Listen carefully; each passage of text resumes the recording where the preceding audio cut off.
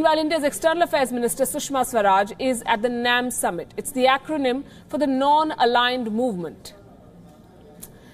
It's a Nehruvian policy that the ruling party, today's ruling party, the BJP, has derided as ineffective. They've said it time and again.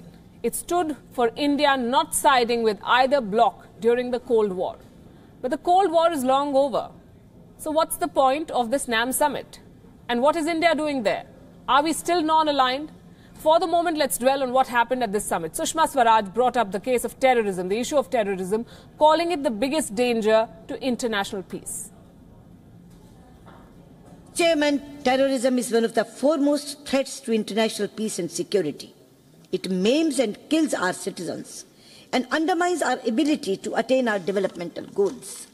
Unfortunately, the talks about combating terrorism have not been matched by our actions. The strengthening and implementation without double standards of existing international laws and mechanisms to fight the menace of terrorism is an imperative. Unsatisfied by the progress made against combating terrorism at NAM, Sushma Swaraj made a reference to a framework proposed by India back in 1996, almost 22 years back. A comprehensive convention on international terrorism. 2 decades after India floated it, talks have made no progress. And members of NAM who would stand to benefit from a convention like this remain divided, and these disagreements reflect the present-day reality of NAM. It was created as an alternative to a bipolar world, Russia versus the US. Back then, the hostility between the United States and the Soviet Union, the USSR as it was called then, was at its peak. The non-aligned movement offered its members an opportunity to assert their independence before these two superpowers and their allies.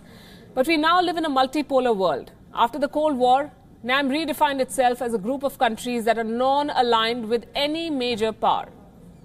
But many would argue that NAM has outlived its utility. Back in 2016, Narendra Modi became India's first Prime Minister to give the NAM summit a skip. A movement conceived in the context of a bipolar world may not fit the needs of a multipolar world, the times we live in. But India must continue to look for alternatives to NAM.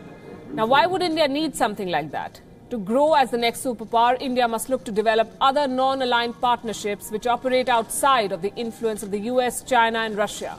So while NAM may prove to be irrelevant, it is irrelevant in the current scheme of things. Its core principles may still be of some use for the Modi government, and that's food for thought.